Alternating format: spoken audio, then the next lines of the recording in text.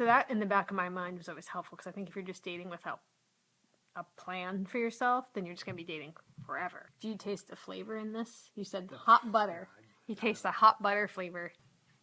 I don't think you can really reach the best version of yourself without having the challenges of a completely different person in your life exposing all of your weak points, which sounds terrible.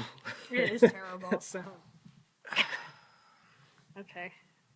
You can't. You gotta loosen up a little bit. I figure you need to scoot over this way a little bit. No, this way. This way. Maybe you should start drinking the wine before we begin. You don't want to do that? No. You ready to start? Okay. All right. So I'm Danielle, and this is Daniel, and we do not drink wine. But that's all going to change today.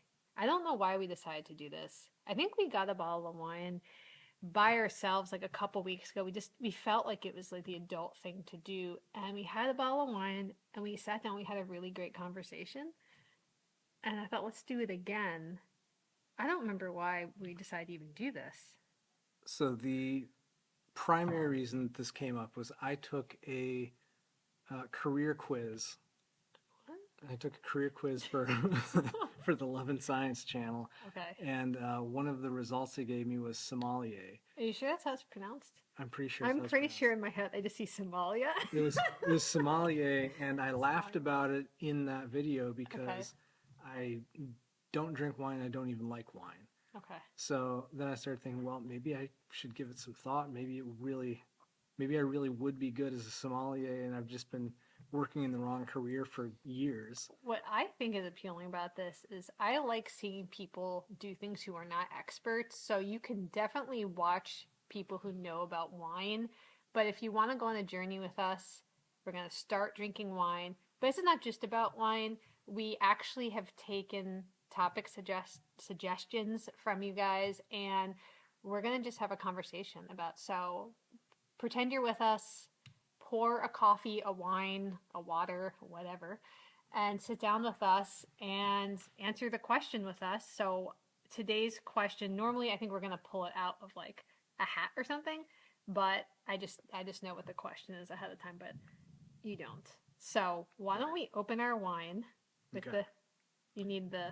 Yeah, so this inaugural wine, because I have no idea what I'm doing, I looked up, I think it was an article from Food Network. It was like best budget wines. And number one was McMannis. And it just said McMannis Red, but it didn't say what variety or anything. So I got this one that I can't pronounce, that I need you to try to pronounce for me. Cabernet Sauvignon. I think that's like a hairstyle girls do. Actually, it's a chiffon. No, I don't know. Listen, so I don't know anything about wine, and I don't know anything about French, so I'm not even going to try something like that. But Cabernet something, and it is a 2021 vintage. Oh, so. Very vintage. Can it be vintage? So it says twist off, which... That seems very low. That seems disconcerting. Is that a new way? Oh, yeah, there's no cork at all. It's like opening a Mountain Dew. So off to a good start. Okay. So the question, it was really less of a question, just kind of a topic to discuss. So Daniel and I will have been married for 15 years in September. So we've been like off the market a long time.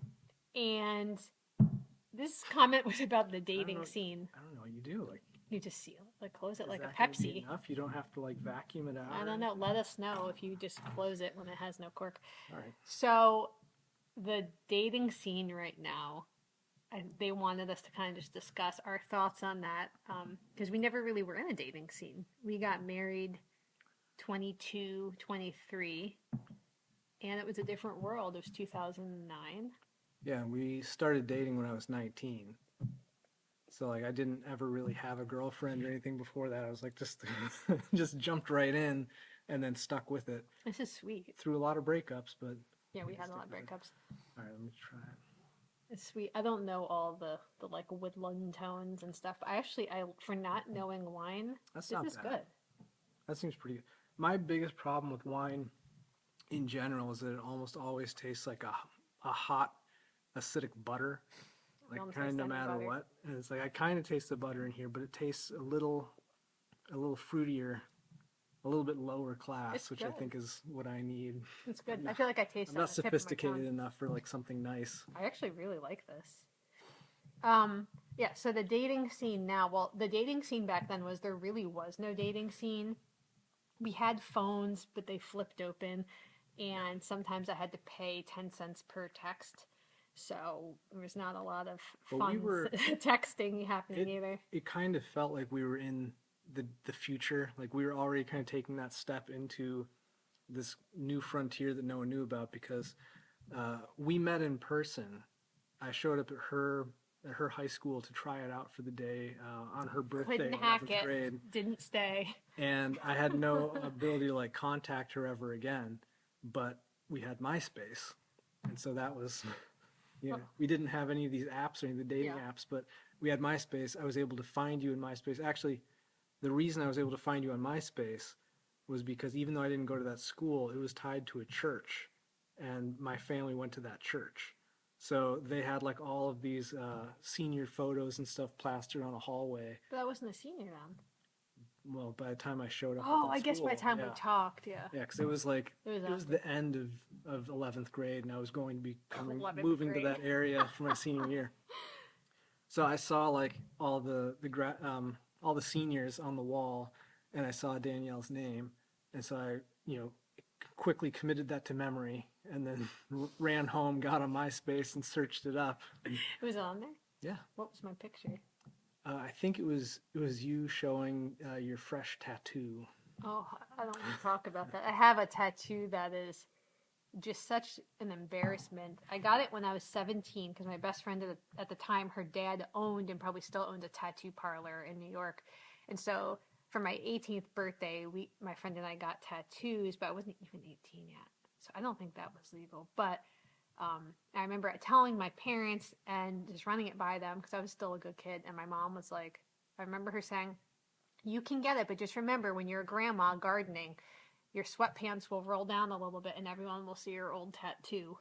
And very recently, I was out in the garden in my sweatpants shorts, and I suddenly realized that my old tattoo was visible, and it was embarrassing, so I regret that. But anyway, I don't even know what. Oh, okay, the picture. I didn't know that. That's really. I had no memory of that, no recollection. Yeah, so that was that. That's how we got reconnected, and Danielle had no idea who I was, even though we had met in real life. It took her like we didn't really meet. We did in a class. We met though, and I tried to explain. Like after we started hanging out in real life off of MySpace, I tried to explain to her like, yeah, I came to your school. We talked, and she had no clue who I was. And part of the reason why was because my dad, he was desperate for me to make a good impression at this school. And I remember being in the hotel room, and he was like, I came out ready to go to the school, and he's like, no, get back in there and shave some more, because I had like too much stubble or something. So he had me like just... You were like 15 or 16. I was probably 16, I don't know. But he just made me keep going back over and over until I was like perfectly clean shaven and smooth. And by the time like we'd connected in real life again, this was the first time I'd been able to go to a public school with no dress code. So I had a out of control huge beard, and even though I'm bald now, I had pretty long hair. So she had no recollection of me because I looked completely different. Well, it was part of this. I just didn't That was part of remember it. really. Yeah, but then she did figure it out at one point. Like we went to a mall because that's what You didn't. teenagers do. 2007. I don't think they do it now. Back then, at least, that's what teenagers would do. Yeah, Because that's like what I you couldn't would do. drive after 9, so I Yeah. had to bring her to places like the mall during the day. Yeah, went to the mall. So we were on our way, and I was like, she was asking, so how did we meet and all this stuff, and I told her, and suddenly she figured it out and started like screaming in the car to the point that I almost ran off the road because I thought something crazy was happening. And suddenly like it all connected and she knew who I was. That was really shocked. I was very shocked by that. So all I have to say is that the dating scene, there was no dating scene. It was you meet someone in your circle of acquaintances, or you see someone and you try to ask around if someone else knows that person, which normally they did. Because I mean, if you're even if you're in a big city, you're in a small community. It was more predatory than it is now because like in my situation, I don't know. like I saw her, I thought that's the most attractive girl in the class. That's the one I'm going to go after. It was a real small class, though. It's a very small class. And then, you know, I did the like semi-stalking of figuring out her name and looking still her up and happens. stuff. I think that still happens. But here's the thing I think that's I different. don't know if it does, because from what I understand, people have no clue what to do outside of like the big primary dating apps. I didn't even know what there is. It I want to call it Predator, but I think know there's it's there's Tinder. like Hinge. Yeah, Tinder. Tinder. Is Hinge one? Is that a made up Grindr's one, but I don't know if that's I for. think I I think think that's that's a different kind I of. think Now. that's gay only. I don't. I'm not sure. I don't know. I've never been on it, so I don't know for sure. And then how that there's works. like is Bumble the one where it's like I've the heard the of women are supposed to be in power and like only they can match with people or I don't something? know. I have no idea. I don't know. I don't have it. I've never used an eHarmony. Oh, yeah. That was like that was the one kind of online dating thing that was going on when we were young, but it was like only for 45-year-olds who hadn't figured it out or something like that. Yeah. No, there was no. I think the difference now is that if you saw someone, if you're at a show or a restaurant or a mall, you're not seeing like a fake version of that person. You're just seeing that person. I think the shocking thing now is people are matching, and the faces are not human faces. Like I've The seen some people are shocking matching, ones. but the faces aren't. Yeah, and the people are matching them, the faces aren't. And so I think it's like you're already starting off the whole. I want to be in a relationship with like just it's a complete lie. Like everything is weird and fake, and there was no way to fake stuff when we were in that dating world. It's like you meet up, you might go to a movie and then go to Denny's at 1 a.m. and you're in the worst, most oppressive lighting. Like everyone looks bad at 1 a.m. under Denny's lighting, but that's how you vet people. And now people are using filters I wish I knew how to use. I don't know how to do any of that stuff. I don't want to go back out there. Yeah, I can't. If you died, Can't I'm imagine. done. I just can't even imagine doing that. Well, so this last Thanksgiving, I had like some extended family show up, and one of them was a cousin of mine. I think he's like 18? I think he's like 19, maybe 20. He's like pretty freshly out of high school. And I heard him talking to, I don't know if it's my brother or my dad, but he was saying like, well, You can keep it, but I'm just going to have to bleep out if you. He would have. You're allowed to say he Okay. unalived he was himself. he was basically saying how desperate his situation would be if he had not cracked 6 feet tall. He's like 6 feet on the dot. You mean just to be on the app? Is Yeah, he on and the that app? He's well, on. I didn't know what he was talking about, and then I heard him explaining further like if you're under 6 feet tall, no one will even give you a chance on the dating apps. And I was thinking about myself, and it's like I think the very highest I've ever been measured was 5'10", and that was before a lifetime of very hard living. I think I'm probably like a little over 5'9" at this point. So like 5'9", bald, Well, almost 40 now. Like I have no chance if I get put on an app apparently. So I think you shine yourself up before you go on the app. but how do you shine up your height? Like I don't know. That wasn't really a thing. I mean, I don't know. Maybe that's always been a thing for other people. I'm pretty short, so I'm 5'4" on a good day. But I don't ever remember that being a thought of that. And well, I think part of it is like you didn't have the ability to option. see. Yeah, you're Yeah. not filtering. It's like yeah. would you look at a guy and just know automatically he's 6 foot or that guy's 5'11"? Okay, so I have to say, It's like if thing you're at here. 5'11" on an app, you're getting filtered out. If you're walking around 5'11" wearing Timbs, no one's gonna have a clue. Well, I was going to say another thing that I think is maybe I'm so old at this point, but we've talked about this, so hopefully this won't be like groundbreaking. But when Daniel and I first started hanging out, I liked him, but I wasn't interested in him like that. In fact, I may have had boyfriends in between, but we were friends, and I think there became a point where I was like, wow, this is my best friend. Like I love hanging out with him, and things start changing, but there's like not even this opportunity to not try people out, but to just not have to have these hard and fast, like you're saying, literally filters on your life. I was just in a world where I was just open. If I met someone, go get coffee, take a walk, get to know people, just kind of feel it out. And I would hate to think that, I don't know what happened, but if we were on an app, if I didn't match with you, because I feel like we get along so well, and I'm super happy.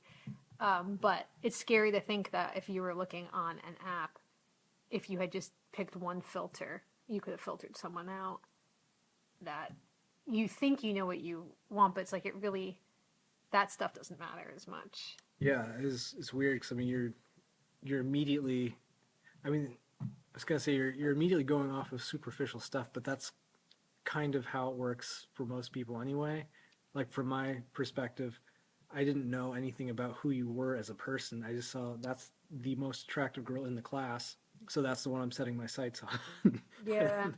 And like, so that's also just totally superficial filtering right there. Yeah, but if you're doing it in real life, it's just different. Like I've definitely met up with friends of friends in high school and college where like you see a picture of them or something, but then you get together with them in person and the vibe is just like like I don't know, you just don't like how it feels. And I just wish we could have more That's of a true. return. You know what I'm talking about Yeah, though? because it's like there's a superficial side, but I'm seeing you in 3D interacting with the world and like Wearing a puffy vest from Old Navy. Like, what else could you?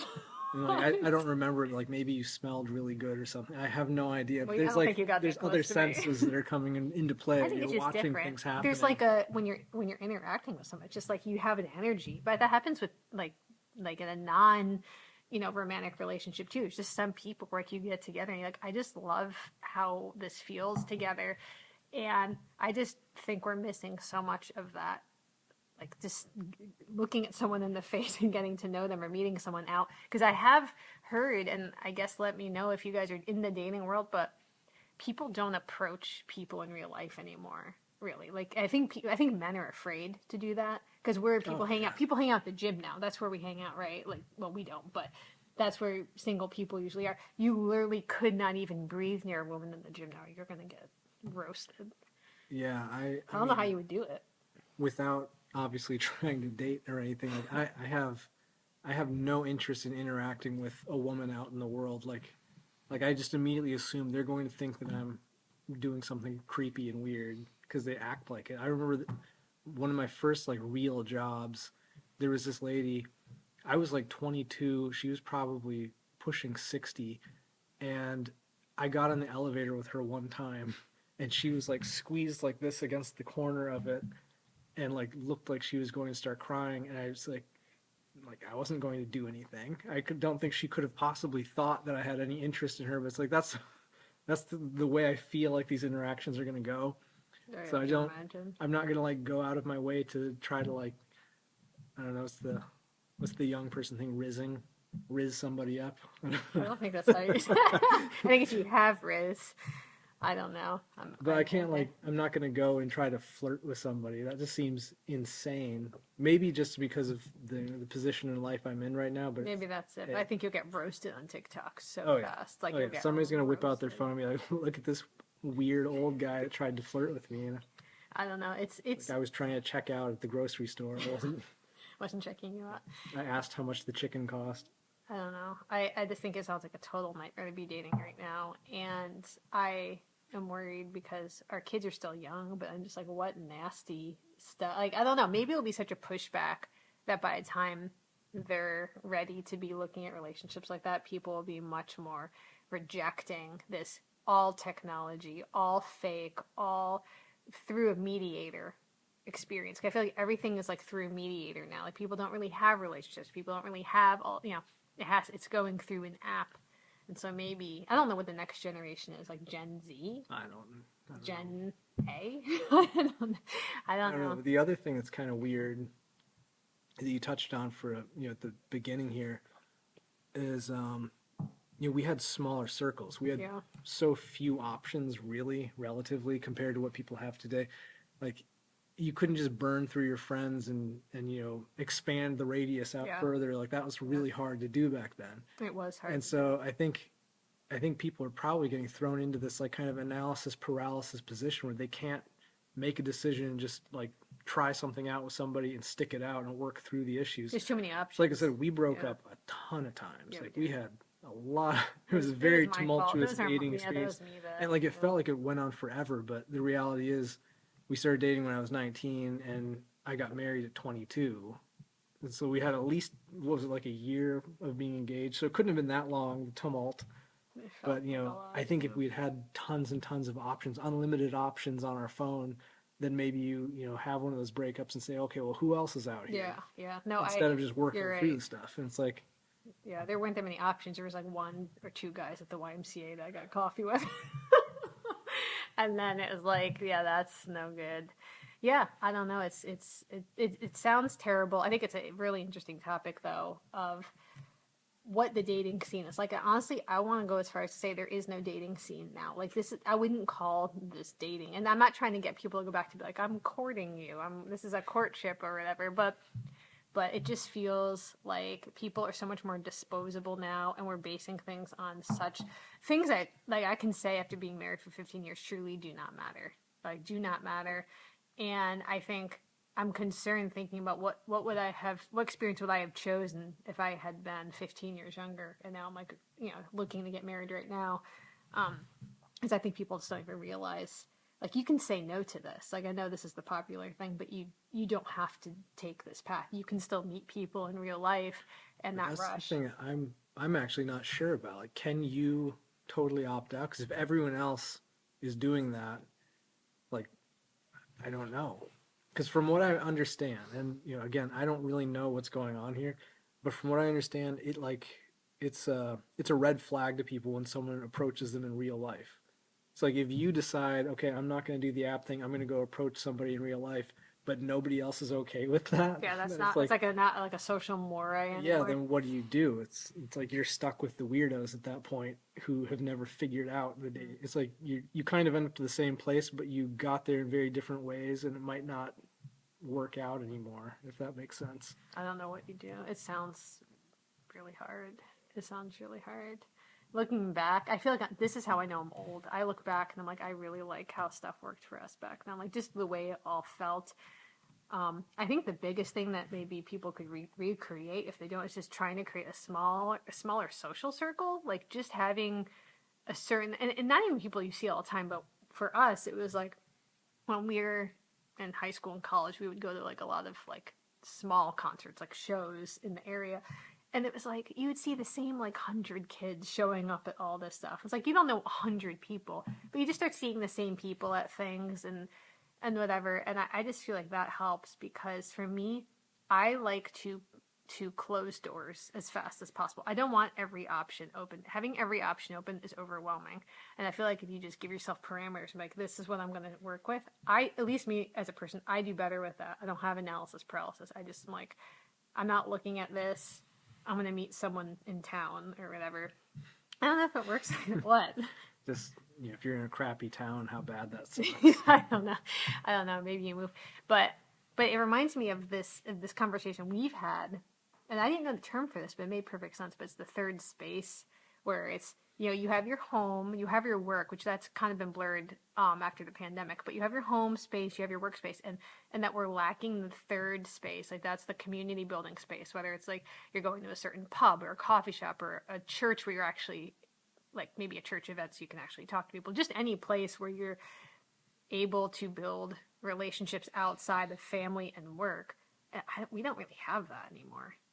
Because we had that. That's what we had growing up, dating. Does no one have it, or do we just not have it because we've got 3 young kids and we're super busy? I think it's both. I don't think people really have a place where like they're expected. People expect you to be there, and if you do, that's awesome. I don't think a lot of people have that because I think maybe our generation, it started this way. We like to just bail on stuff.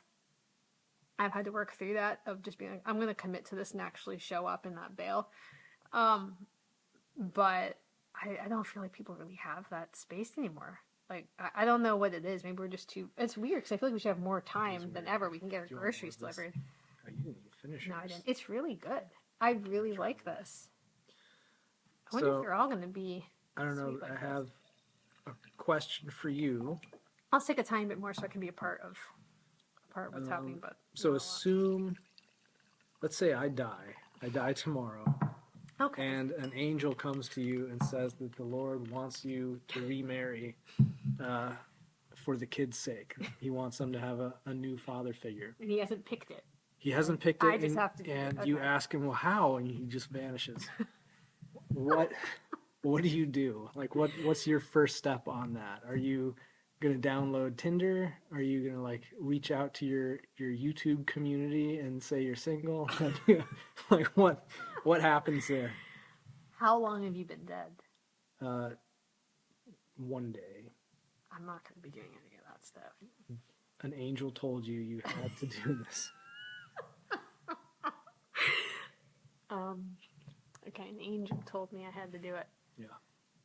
I don't know what I would do, because the world that I have created, like my third space, so to speak, well, I don't really have one, but I feel like it's enmeshed with the kids and the kids' lives, and there's not a whole lot of like single dads or guys in that space. I don't know what you do. I think I would probably try to pick a hobby that I care a lot about and try to join something and just hope that someone normal is at it. I know no one normal would be at it. No one's And gonna I don't do know that. what the hobby would be. And here's the other problem. If I did like adult kickball team, I'm going to be way too competitive. And I'm going to be like that annoying girl. Like there's like a cute guy, but you kick the ball into their face or something. Like I wouldn't know how to do that.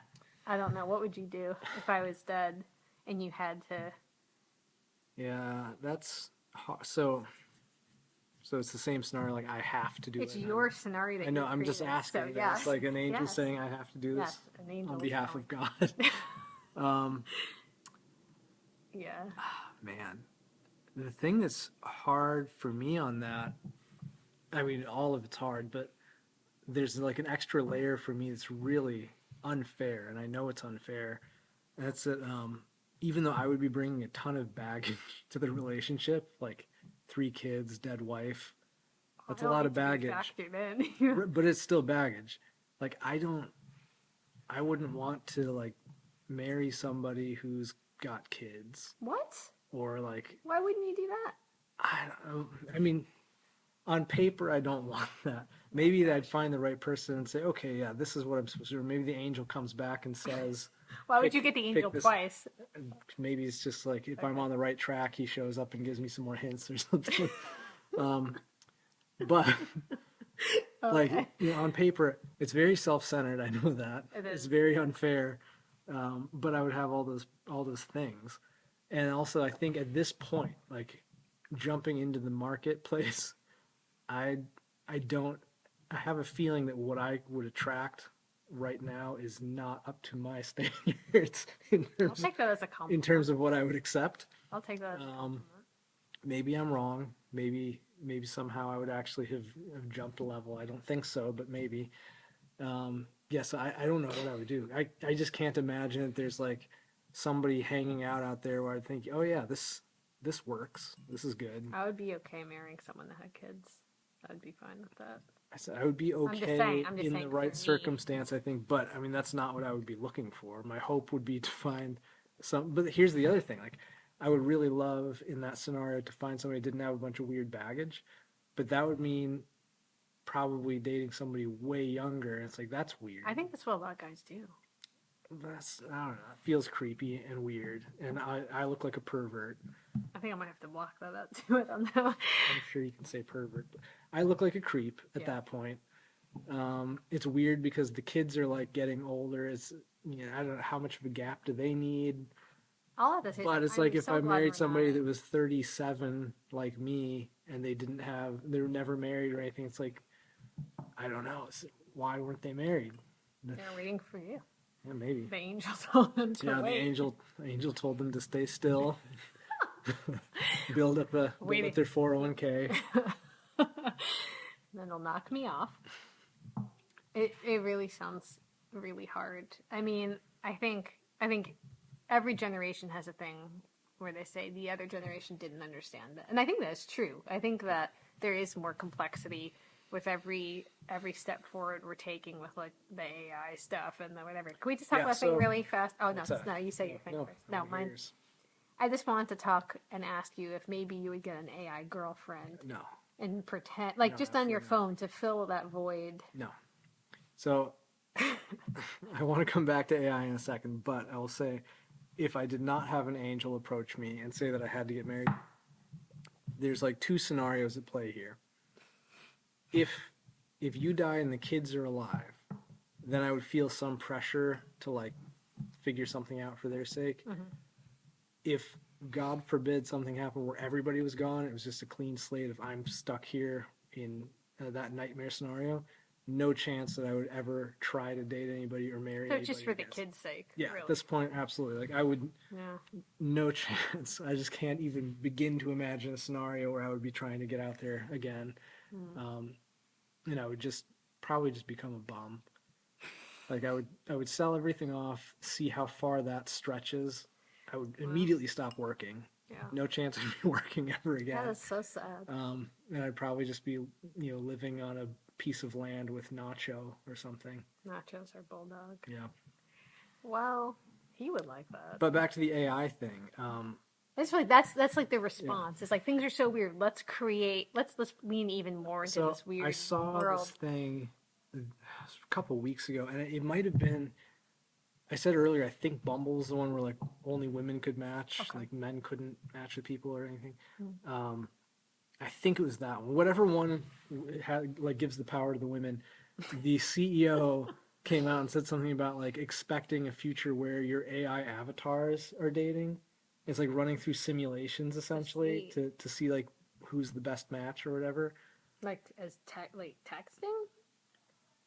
How would you be having? I think it's like if you're playing NBA 2K or something like that, you can pick a team and you can just simulate your whole season or whatever and just see like, did my team make it to the finals? Can we do that for us?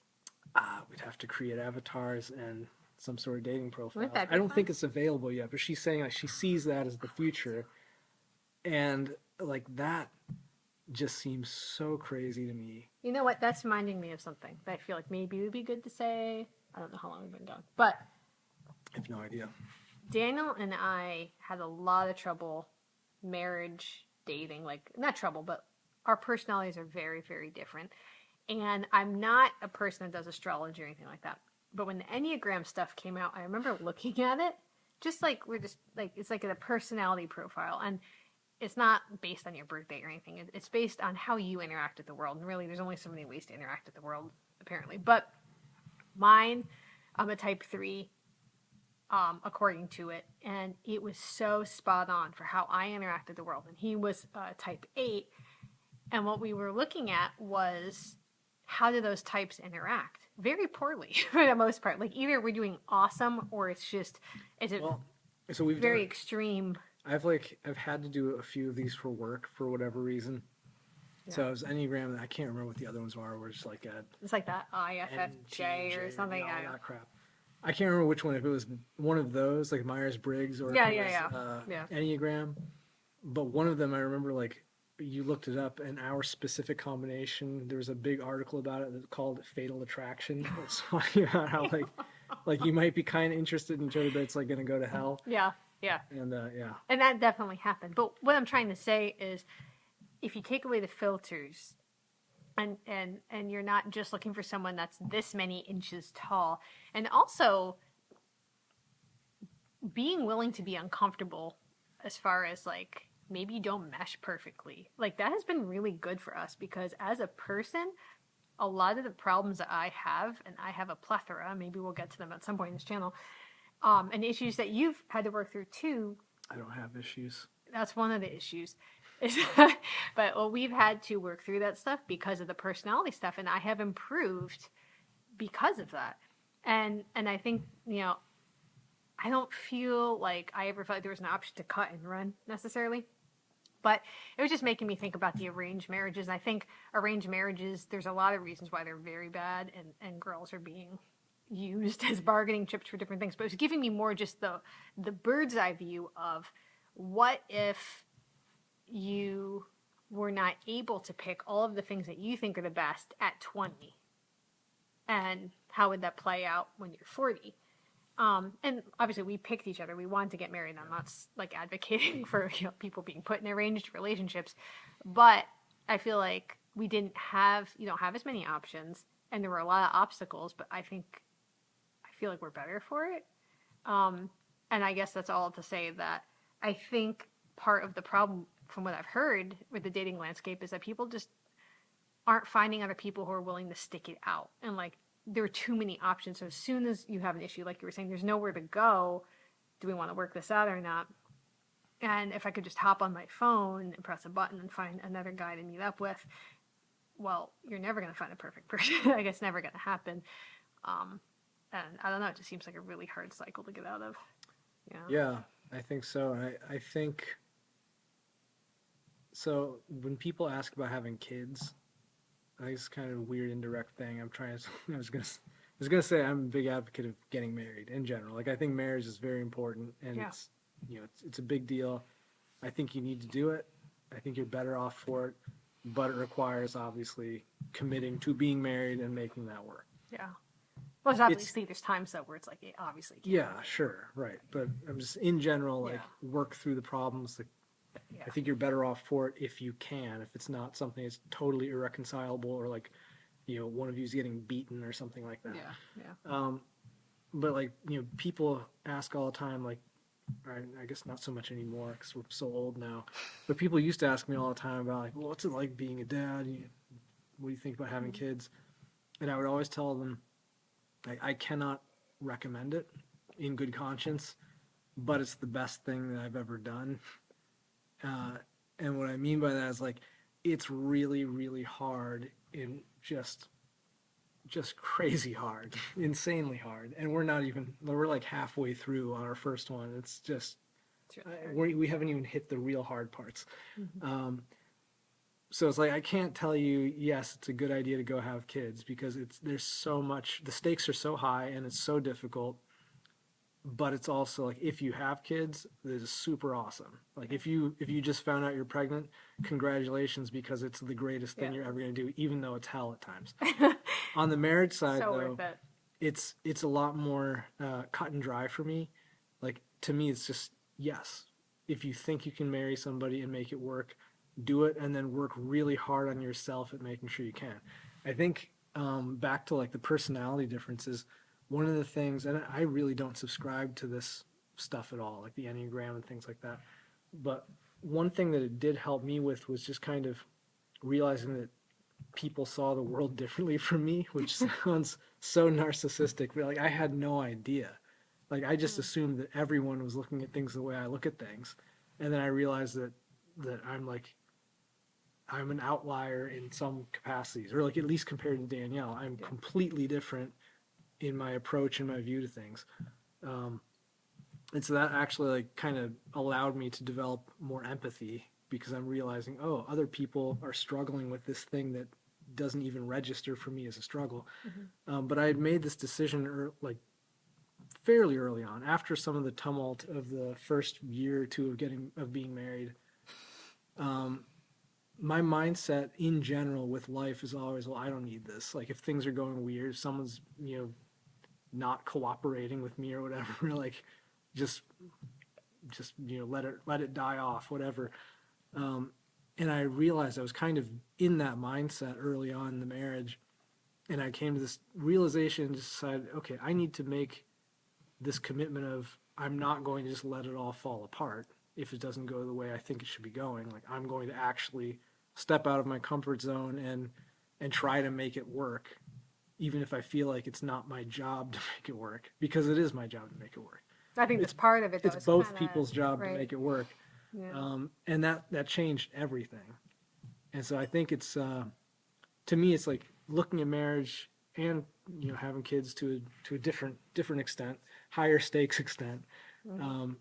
It's like you can't really become your completest version of yourself. Completist is probably the wrong way to say it. It sounds very intelligent. It sounds idiotic. Completist. No, it sounds very intelligent. How can you be completist?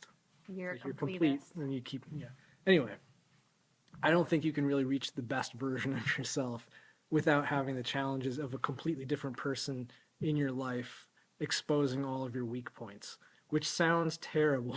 It is terrible. That sounds it is awful. terrible. Yeah, it's terrible. But it's like if you see what those weak points are, you kind of check your blind spots and you make some changes. It's how else are you going to get there? Yeah, and if you're constantly just looking for the new filtered 6'1" guy on Tinder, like you're going to have the short term high or whatever it is, but I think it's just you're robbing yourself. Honestly, I feel like you're robbing yourself of being at the place where, and then we have a long way to go still, but I'm 38 and he's 37, and she likes to bring up a lot, but Yeah. Both born the same year, though, so it's really not a big deal. But I was the end of the year. She was the beginning. But I feel already like, all right, I don't know. It's you think you know how to reflect on yourself and see your weak spots, and I realize that I am so good at just like lying to myself, and and and being in a relationship where you're not gonna just cut and leave.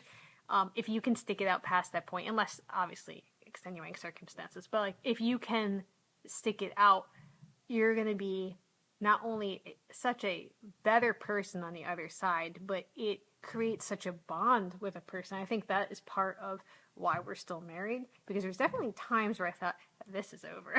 This is not going to work, like a couple times. But we had promised that we were going to stick it out, and I'm glad that we did.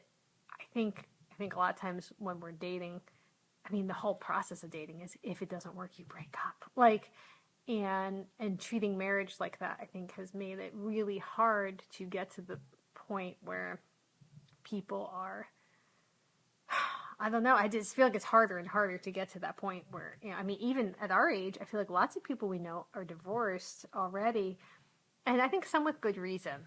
Like, there's definitely been ones where I'm like, yeah, I'm glad for that woman or whatever that she got out of that. But some of them, just like, it's sad. It's sad because there's definitely been points where I'm like, we would have. It's always sad because even in those situations, like there's one in particular I'm thinking about that's probably the same one as you, where it's like good for the woman that she got out of the bad situation, but it's like the guy should have corrected himself. Like if he was committed enough to do the right thing and work out the marriage, you wouldn't be in these situations in the first place. Yeah, yeah, and it's I think hard. that's the piece that's really important. Like obviously you need two people being super committed. It's not good enough to just be the one person who's committed and the other person doesn't care.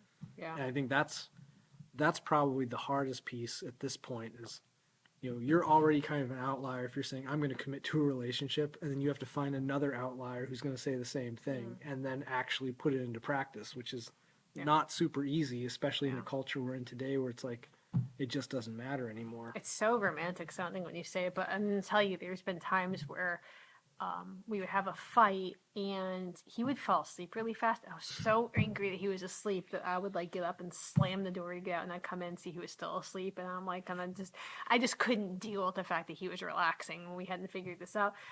But I'm realizing like it's okay to just be in that and be like, it's okay. Like, and at some point you're able to sit down and talk, and I'm just so glad that neither of us left at that point. I guess the big thing is just like the whole dating landscape, I guess for me, even being really young, was that I always kind of had marriage in the back of my mind. I was not a person who was like, I'll never get married. Like some people are, they don't want to, but I wanted to get married. I didn't know about the kids so much, what was going to happen with that, but I wanted to get married. So that in the back of my mind was always helpful, because I think if you're just dating without a plan for yourself, then you're just going to be dating forever. Maybe that's what you want, but that's not what I wanted. So, what do you think about this? Do we need a rating system? That might be helpful. I have no idea how. Yeah, but we're new to wine. And how do you feel about this wine? I actually like this. I would buy this again. This I wish it was called something else. This is pretty easy for me to drink, which I think is probably a sign of really poor quality. But it was #1 on Food. I like it. Food Network or something. I like it. So I don't like the name. The name does. I hate the name. Your name doesn't feel elegant and rich, like a wine. I feel like a wine should feel really rich and elegant. But I like it. Do you taste the flavor in this? You said hot butter. You taste the hot butter flavor. This says opens with aromas of ripe blackberry. I don't think I noticed that. Let me see. I like how it opens with. The verbs are so funny. Just kind of a wine taste to me. I love it. I think it's a really good wine. I think it's good, but the problem that I have with recommending something is up until now the only wine I've liked was Boone's Farm. What's that? It's like an alcoholic Kool-Aid, basically. Sounds really... Because it doesn't taste like wine. So it sounds like it opens with a can. Is it a can? I think it has a cork. It's been a long time since I've had it. It's been a really long time. I'm not an alcohol drinker in general. Like, I would say at this point in my life, I can drink about 1/2 of a can of beer per year. And that's I've never seen you drink a beer. more than enough. I've never seen it, but I like trying. It's because I'll try it and I'll think, boy, this is a chore. And then I put it away, pour it out.